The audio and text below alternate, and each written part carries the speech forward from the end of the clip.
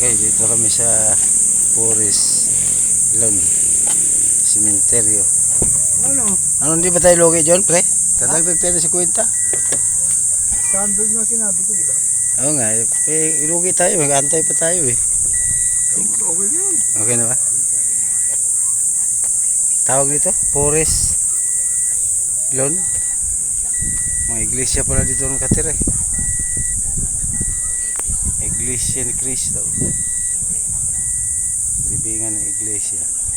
Walang krus eh. Walang krus yan.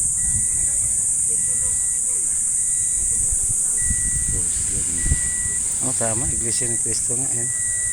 Talaga yun. Ito cemetery ng iglesia ni Cristo.